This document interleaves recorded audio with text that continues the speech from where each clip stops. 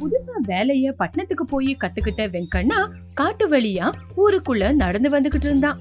அப்ப அந்த காட்டுக்குள்ள கரடியோட சத்தம் மெதுவா வெங்கண்ணா காதுக்கு விழுந்துச்சு. மெதுவா திரும்பி பார்த்தான். ஐயோ, இந்த வழியா கரடி வருது போல. இப்ப நான் என்ன பண்றது? எப்படியாவது தப்பிச்சுக்கணும் அப்படின்னு யோசிச்சுக்கிட்டே பாக்கும்போது கரடி வந்து அவனோட முன்னாடி நின்னுச்சு. அத பார்த்து வெங்கண்ணா ரொம்பவே பயந்து ஓட ஆரம்பிச்சான். இப்படி வெங்கண்ணா காட்டுக்குள்ள ஓடிக்கிட்டு இருக்கும்போது யாரோ அவனோட கைய புடிச்சு நிறுத்தின மாதிரி தோணிச்சு. உடனே வெங்கண்ணா தலையை தூக்கி மேல பார்த்தான். அப்போ மரத்து மேல உக்காந்து இருக்கிற ஒரு பையன் அவனுக்கு கை கொடுத்து மேல தூக்கி விட்டான். வெங்கண்ணாவும் அந்த பையனோட உதவியால மரத்து மேல ஏறி உக்காந்தான். இங்க பாருங்க, நம்ம இந்த மாதிரி பிரச்சனை இருக்கும்போது மரத்து மேல ஏறி உக்காந்துக்கணும். ஏன்னா கரடிக்கு மரத்து மேல ஏற முடியாதுல்ல. பரவாயில்லப்பா, இந்த மாதிரி ஒரு பயந்த நேரத்திலயும் தெளிவாதான் முடிவெடுத்திருக்க. ஆமா, நீ யாருப்பா? என் பேரு கோவிந்து. எனக்கு அப்பா அம்மான்னு யாருமே இல்ல, அவங்க இறந்துட்டாங்க. இப்படியே காட்டுக்குள்ள சுத்திக்கிட்டு ஏதாவது பழங்க கிடைச்சா பிரிச்சு சாப்பிட்டுக்கிட்டு என்னோட வாழ்க்கை நடத்திக்கிட்டு இருக்கேன். இங்க பாருப்பா, உனக்கு தங்குறதுக்கு இடமும் உனக்கு வயிறு நிறைய சாப்பாடு கொடுத்து வேலை கொடுக்கற. நீ என் கூட வரியா? நீ என் கூட வந்தா வேலையை கத்துக்கிட்டு சந்தோஷமா என் கூடயே இருக்கலாம். வா போலாம். எனக்கு வயிறு நிறைய சாப்பாடு போடுறேன்னு சொன்னா நான் எங்க வேணாலும் வரேன் அப்படின்னு ரெண்டு பேரும் முடிவெடுத்து வெங்கண்ணா இருட்டானதுக்கு அப்புறம் கோவிந்த கூட்டிக்கிட்டு அவனோட வீட்டுக்கு போனான். இப்படி மறுநாள் காலையில வெங்கண்ணா ஊரு ஜனங்களெல்லாம் வர சொல்லி பட்டணத்துல அவன் கத்துக்கிட்ட வேலையை பத்தி எல்லாருகிட்டையும் சொல்லலாம்னு முடிவு பண்ணான். குரு, ஒவ்வொருத்தருகிட்டையும் போய் சொல்லணுமா? ஆமாண்டா, நான் பட்டணத்துக்கு போய் வேலையை கத்துக்கிட்டு வந்ததே இந்த கிராமத்துல இருக்கிற ஜனங்களுக்கு தெரியப்படுத்தணும்னு. அப்படி இருக்கும்போது எல்லாருக்கும் சொல்லணும்ல. இந்த வேலையை பத்தி எல்லாருக்கும் தெரியப்படுத்தணும் அப்படின்னா எல்லாருக்கும் ஒரே தடவை தெரியற மாதிரி ஊருக்குள்ள பிரச்சாரம் பண்ணணும் அப்படின்னு ஐடியாவை கொடுத்தான். கோவிந்த கொடுத்த ஐடியா வெங்கண்ணாவுக்கு ரொம்பவே பிடிச்சிருந்தது. இப்படி வெங்கண்ணா பிரச்சாரம் பண்ண விஷயம் அந்த ஊர் தலைவரான தங்கையாவுக்கு தெரிஞ்சு வெங்கையாவை வீட்டுக்கு வர சொன்னாரு. ஐயா, வணக்கங்க ஐயா. நல்லா இருக்கீங்களா ஐயா? ஏன்பா வெங்கண்ணா, உங்க அப்பா அம்மா இறந்த உடனே நானே உன்னை கூட்டி வந்து என் வீட்டுல வச்சுக்கிட்டு வளர்க்கலான்னு உன் வீட்டாண்ட வந்த. அந்த நேரத்திலேயே நீ ஊரை விட்டு எங்கேயோ போயிருந்த.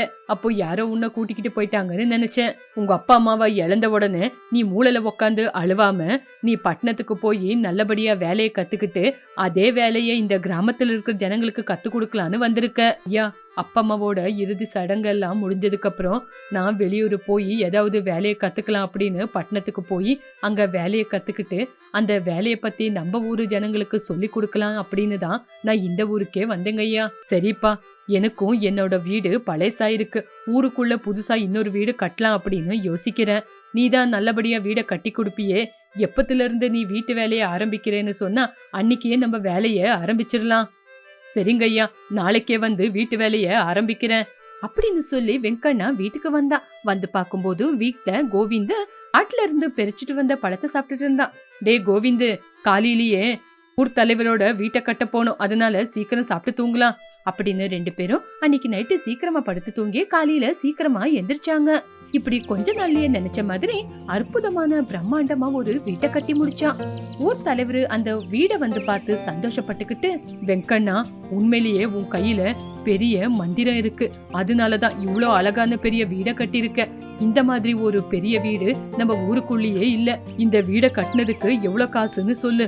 அவ்வளோ காசை கொடுக்கறேன். எவ்வளவு கொடுத்தாலும் பத்தாது. என்கிட்ட இருக்கிற 2 ஏக்கரை நிலத்தை உனக்கு எழுதி வைக்கிறேன். உடனே வெங்கண்ணா கூட சந்தோஷப்பட்டு ஏத்துக்கிட்டான். இப்படி கொஞ்ச நாள்லயே இவன் இவ்வளவு அழகா வீடு கட்டுறான்னு நிறைய பேரு வெங்கண்ணா கிட்ட வேலையை கொடுத்தாங்க. அதனால வெங்கண்ணா ரொம்ப பிஸி ஆயிட்டாரு. இப்படி நாட்கள் போக போக வெங்கண்ணாவுக்கு வயசாயிக்கிட்டு இருக்கு. கையில காசு வந்துருச்சு. கல்யாணம் பண்ணலான்னு முடிவெடுத்தாங்க. உங்களுக்கு கல்யாண வயசு வந்துருச்சு, பணம் சொத்து எல்லாமே வந்துருச்சு. இதுதான் உங்களுக்கு கல்யாண நேரம். நீ சொல்றது என்னவோ உண்மைதான். எனக்கு கல்யாண வயசு வந்துருச்சு. ஒரு சம்பந்தம் தேடி வந்திருக்கு. சரி, அந்த சம்பந்தம் சரியாயிடுச்சுன்னா கல்யாணத்தை பண்ணிக்கிறேன். அதே நேரம் பார்த்து சுந்தரி அப்படிங்கிற ஒரு பொண்ணோட சம்பந்தம் தேடி வந்துச்சு. அந்த சம்பந்தம் அவனுக்கு பிடிச்சதுனால கல்யாணம் பண்ணிக்கலான்னு முடிவெடுத்தான். இப்படி கல்யாண வேலையில ரொம்ப பிஸியா இருந்தான்.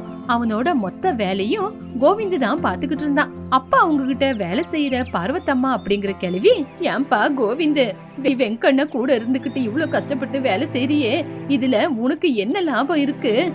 பாட்டி, எனக்கு சொந்த பந்தம்னு யாருமே இல்ல. யாருமே இல்லாம நான் கஷ்டப்பட்டுக்கிட்டு இருக்கிற நேரத்துல வெங்கண்ணா தான் எனக்கு உதவியா எனக்கு வயிறு நிறைய சாப்பாடு போட்டு என்ன காப்பாத்திக்கிட்டு வந்தாரு. இங்க பாருப்பா, அந்த வெங்கண்ணா அவன் பாட்டுல சந்தோஷமா கல்யாண வேலையே பாத்துக்கிட்டு இருக்கான். ஏதோ ஒத்தையில இருக்கியே, உனக்கு இதனால எந்த பிரயோஜனமும் இல்லையே அப்படின்னு ஏதோ நான் சொன்னேன். என் பேச்ச கேட்டா கேளு, கேட்காட்டி போ, இதுல எனக்கு எந்த விதமான நஷ்டம் இல்ல அப்படின்னு சொல்லி பார்வத்தம்மா கோமா அங்கிருந்து கிளம்பி போயிட்டாங்க. கோவிந்த அவசரப்பட்டு பார்வத்தம்மாவை திட்டிருந்தாலும் அவங்க போனதுக்கு அப்புறம் கொஞ்ச நேரம் யோசிச்சான். பார்வத்தம்மா சொன்ன மாதிரி நான் யோசிச்சாலும் முதல்ல நான் வந்தப்போ 3 நேரம் வயிறு நிறைய சாப்பாடு போட்டு தங்குறதுக்கு இடம் கொடுத்தாரு. ஆனா இப்ப கூட எனக்கு 3 நேரம் சாப்பாடு போட்டு தங்க இடம் கொடுக்கறாரே தவிர சம்பளம் கொடுக்கறது இல்ல. கல்யாண வயசு வந்துருச்சு அப்படின்னு அவருக்கு மட்டும் பொண்ணை பார்த்துக்கிட்டு கல்யாணம் பண்ணிக்கிட்டு இருக்காரு. ஆனா இப்போ எனக்கும் கல்யாண வயசு வந்துச்சே, நீ கல்யாணம் பண்ணிக்கிறியா அப்படின்னு என்ன ஒரு வார்த்தை கேட்டாரா? இல்லையே. அவரை பத்தி மட்டும்தான் அவரு யோசிச்சார தவிர என்னை பத்தி அவரு யோசிக்கவே இல்லை அப்படின்னு அந்த பக்கமா நடந்து வந்துகிட்டு இருக்கும்போது ஊர் தலைவர் கோவிந்த பார்த்து கோவிந்து கிட்ட வந்து, டே கோவிந்து, என்னடா அங்க வெங்கட்டுக்கு மூர்த்தம் நெருங்கிக்கிட்டு இருக்கு, நீ என்னடா நான் இங்கே இருக்க? சரி வா, நான் அங்கேக்கு தான் போறேன், உன்னையும் கூட கூட்டிட்டு போறேன். என்னது, வெங்கண்ணாவுக்கு மூர்த்தம் போய்கிட்டு இருக்கா? கல்யாணம்னு என்கிட்ட ஒரு வார்த்தை கூட சொல்லலையே. சொந்தம்னு நினைச்சிருந்தா சொல்லிருப்பாரு, வேலைக்காரன் நினைச்சதுனால தானே சொல்லல. சரி சரி இருக்கட்டும், என்ன நடக்குதுன்னு நானும் பாக்குறேன், நான் போகவே மாட்டேன் அப்படின்னு மனசுல நினைச்சா கூட எனக்குன்னு இருக்கிறது சொந்தம் அவன் மட்டும் தானே அப்படின்னு கல்யாணத்துக்கு போலான்னு முடிவெடுத்து அவர் கூட கல்யாணத்துக்கு கிளம்புனா. இவன் போய் அங்க பாக்கும்போது, டேய், இவ்வளவு நேரம் நீ எங்கடா போயிருந்த? நீ கல்யாணத்துக்கு வரலன்னு நான் எல்லாருக்கிட்டையும் கேட்டுக்கிட்டு இருந்தேன். கோவிந்து எங்க போயிட்டான்னு, ஆனா யாருமே எனக்கு தெரியாதுன்னு சொன்னாங்க. நீ சீக்கிரமா வந்து இப்படி உக்காரு அப்படின்னு சொன்ன உடனே வெங்கண்ணவோட யாரோ ஒரு சொந்தம் வந்து அவங்கிட்ட ஏதோ ஒரு வேலையை பத்தி சொன்னாங்க. நம்ம கோவிந்த் இருக்கால, அவன் எல்லா வேலையும் பாத்துக்குவான். டே கோவிந்து, இவரு கூட போ, இவரு ஏதோ ஒரு வேலையை கொடுப்பாரு, செஞ்சு முடிச்சுட்டு வா அப்படின்னு சொன்ன உடனே வேலைக்காரனை தான் கூப்பிட்டு இருக்கான்னு நினைச்சுக்கிட்டு போய் அவங்க சொன்ன வேலைய முடிச்சுட்டு வந்தான். அதுக்கப்புறம் வெங்கண்ணா கல்யாணம் பண்ணிக்கிட்டு பொண்டாட்டிய கூட்டிக்கிட்டு அவனோட வீட்டுக்கு வந்தான். புருஷன் பொண்டாட்டி வரத பார்த்து, ஐயோ, இவ்வளவு நாளா இவங்க கூட தான் இருந்தேன், இப்போ கல்யாணமாயி புது தம்பதிங்களா வீட்டுக்கு வராங்க, இவங்க நடுவுல நான் இருந்தா அது பாக்குறதுக்கு நல்லா இருக்காது. ஆனா நான் எங்க போறது? விந்து, நம்ம ஊர் தலைவரோட இடத்துல கொஞ்சம் இடம் இருக்கான், அங்க நீ நல்ல வீடா கட்டிக்கோ. நீ வீடு கட்டி முடிச்சதுக்கு அப்புறம் என்கிட்ட சொல்லு. வீட கட்டிக்கோ அப்படின்னு சொல்லிட்டு உடனே வெங்கண்ணா வீட்டுக்குள்ள கிளம்பி போயிட்டான். இவ்வளோ நாளா வீடு எப்படி கட்டணும், எப்படி கட்டக்கூடாதுன்னு எனக்கு சொல்லி கொடுத்துக்கிட்டு இருந்தாரு. இப்ப என்னடானா நீயே வீட கட்டிக்கோ அப்படின்னு சொல்லிட்டு உள்ள போயிட்டாரு. இதுக்கப்புறம் என்னோட உதவி அவருக்கு தேவையில்லைன்னு நினைக்கிறேன்.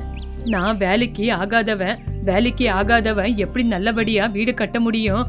இந்த வீட நான் சரியா கட்ட மாட்டேன், எப்படி முடியுதோ அப்படிதான் கட்டுவேன் அப்படின்னு யோசிச்சுக்கிட்டே போய் வீட்டை கட்டுனா. இப்படி வீடு கட்டியாச்சுன்னு அந்த விஷயத்த சொல்றதுக்காக வெங்கண்ண கிட்ட வந்து வீடெல்லாம் கட்டியாச்சுன்ற விஷயத்தையும் சொன்னான். அண்ணே, வீடெல்லாம் கட்டி முடிஞ்சிருச்சு, ஒரு தடவை நீங்க வந்து பாத்துட்டு போனா நல்லா இருக்கும் அப்படின்னு சொன்ன உடனே வெங்கண்ணாவும் கோவிந்த வீடை எப்படி கட்டிருக்கான்னு பாக்குறதுக்காக வீடை பார்த்து ரொம்பவே ஆச்சரியப்பட்டான். டே கோவிந்து, இந்த வீட எவ்வளவு அற்புதமா கட்டிருக்கடா, இத நானே கட்டிருந்தாலும் இவ்வளவு அழகா கட்டிருக்க மாட்டேன். இனிமே நம்ம 2 பேரும் சேர்ந்து வீட கட்டுறது வேண்டாம், நீனே சொந்தமா வீட கட்டிக்கோ. நீ இந்த மாதிரி சுதந்திரமா வாழணும் அப்படின்னு தான் நான் இந்த வேலையை செஞ்சேன். இந்த வீடு யாருக்கோ இல்லடா, உனக்கு தான்டா. உனக்கு கல்யாண வயசு வேற ஆயிடுச்சு, ஒரு சம்பந்தத்தை தேடிக்கிட்டு இருக்கேன், சீக்கிரமா கல்யாணம் பண்ணி வைக்கிறேன் அப்படின்னு சொன்ன உடனே கோவிந்த கண்ணுல கண்ணீர் வந்துச்சு. அண்ணன், என்ன மன்னிச்சிடுங்கண்ணே, உங்க மேல எனக்கு கோவம் இருந்தது. உங்க மேல இருக்கிற கோவத்துல இந்த வீடை சரியா கட்டுறது வேண்டான்னு நினைச்சேன். ஆனா என்னோட கையை என் பேச்ச கேட்கல, இந்த வீடை அழகா கட்டி முடிச்சிருச்சு.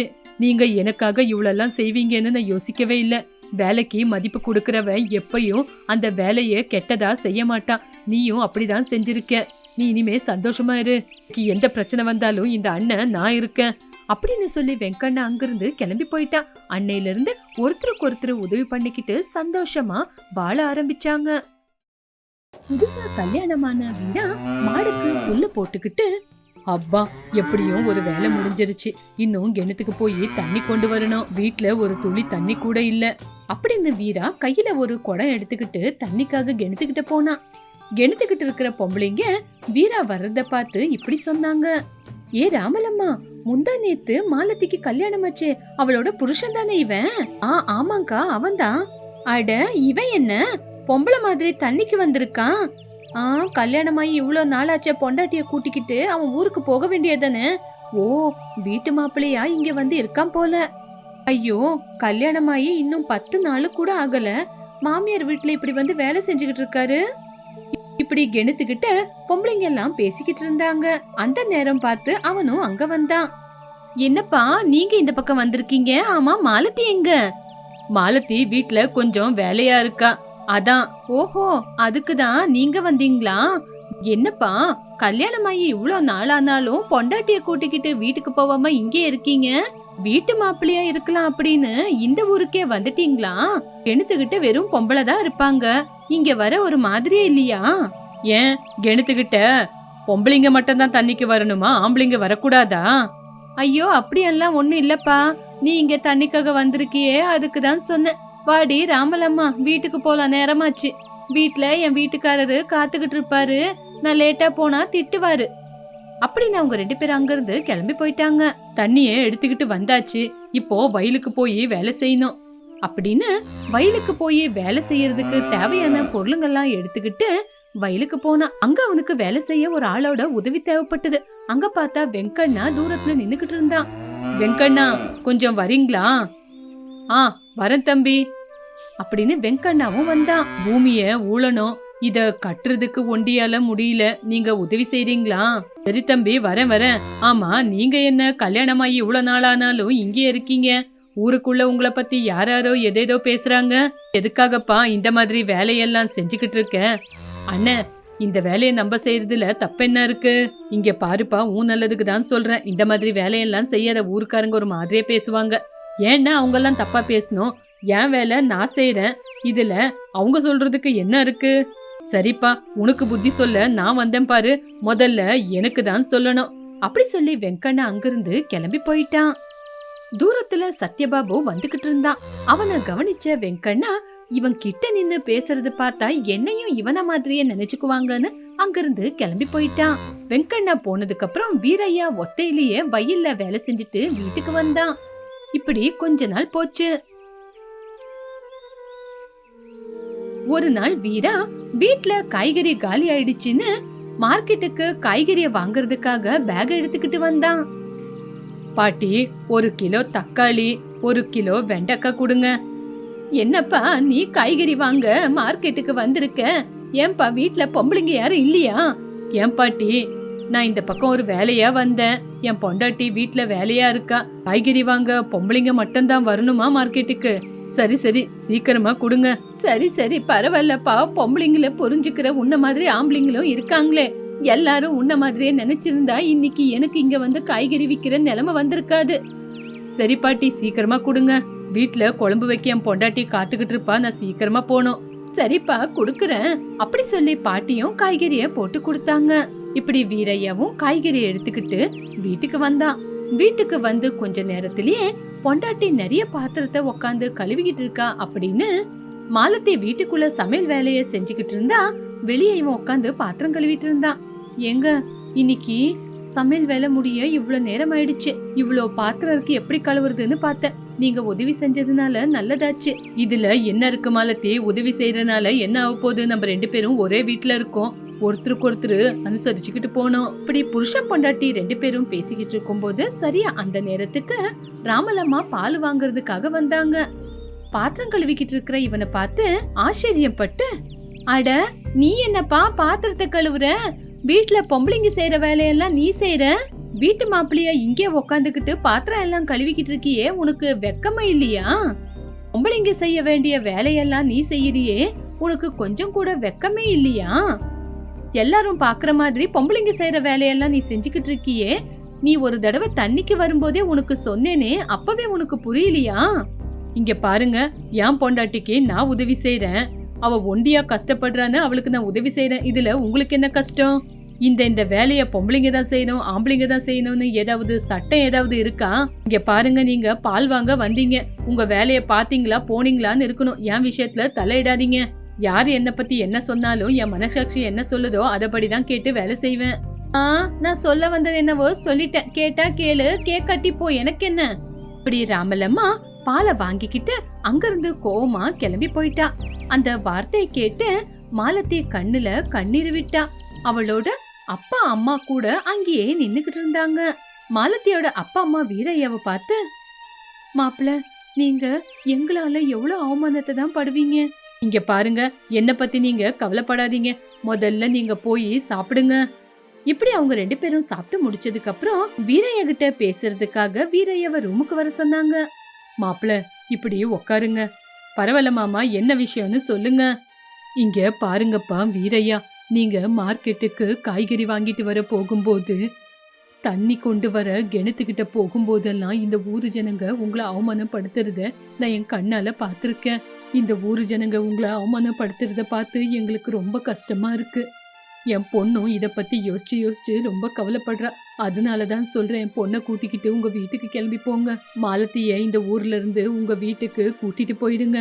நீங்க இங்கே இருந்தா இந்த ஊரு ஜனங்க எல்லாருமே உங்களை கேவலமா பாத்துக்கிட்டு இருப்பாங்க. நீங்க போற இடத்துல எல்லாம் உங்களை அவமானப்படுத்துவாங்க. ஆமா, அத பத்தி நீங்க கவலைப்படாதீங்க. உங்களை நான் என்னோட அப்பா அம்மாவை தான் நினைக்கிறேன். ஒரு பையன் அவனோட அப்பா அம்மாவுக்கு எந்த சேவைய செய்வானோ அததான் நான் உங்களுக்காக செஞ்சுக்கிட்டு இருக்கேன். நான் சின்ன புள்ளையா இருக்கும் போதே என்னோட அப்பா அம்மாவை இழந்துட்டேன். அது மட்டும் இல்ல, வீட்டுல ஒத்தையா இருக்கிறதுனால எல்லா வேலையும் நான் தான் செய்வேன். இப்படி எல்லா வேலையும் எனக்கு தெரியும். இங்க உங்க கூட இருக்கிறது எங்க அப்பா அம்மா கூட இருக்கிற மாதிரியே இருக்கு. அதனாலதான் எனக்கு எல்லா வேலையும் செய்ய தெரிஞ்சதுனாலதான் மாலத்திக்கும் சமையல் வேலை எல்லா வேலையிலும் உதவி செய்யறேன். இப்படி எல்லா வேலையும் செஞ்சு கொடுக்கறதுனால நம்ம சம்பந்தம் நல்லா இருக்கும் அப்படிங்கிறது தான் என்னோட நம்பிக்கை. இந்த ஊரு ஜனங்க சொத்து பணத்துக்கு தான் ஆசைப்பட்டு நான் உங்களுக்கு உதவி செய்யறேன்னு சொல்றாங்க. யாரு என்னதான் சொன்னாலும் அத பத்தி எனக்கு கவலையே இல்ல. உங்களோட அன்பு ஆசீர்வாதம் மட்டுமே எனக்கு இருந்தா அதே போதும். உங்க பணம் தேவையில்லை. என் பொண்டாட்டியோட பணம் சொத்து சந்தோஷத்துக்காக நான் இங்க இல்ல, என் அத்தை மாமாவோட சந்தோஷத்துக்காக தான் இருக்கேன். அப்பல நீங்க உண்மையிலேயே அந்த கடவுளுக்கு சமானம். உங்களை மாதிரி ஒரு மாப்பிள்ளை கிடைக்க எங்க பொண்ணு கொடுத்து வச்சிருக்கணும். மாமா, யாரோ ஏதோ சொல்றாங்க அப்படின்னு நம்ம சந்தோஷத்தை நம்ம இழக்க வேண்டாம். இந்த மாதிரி வேலை செய்யற ஆம்பளைய பார்த்து இந்த சொசைட்டி எப்பவுமே இத பத்தி தான் பேசிக்கிட்டு இருக்கோம். சரிங்கப்பா, இதுக்கப்புறம் உங்களோட இஷ்டம். இந்த வீட்டுல நீங்க எனக்கு மருமக மட்டும் இல்ல, எங்களோட பையன். சென்னையில இருந்து வீரையா அந்த ஊரு ஜனங்களோட பேச்சுக்கு காது கொடுக்காம தன்னோட பொண்டாட்டி அத்தை மாமாவை கூட ரொம்ப நல்லா பாத்துக்கிட்டு இருந்தான்.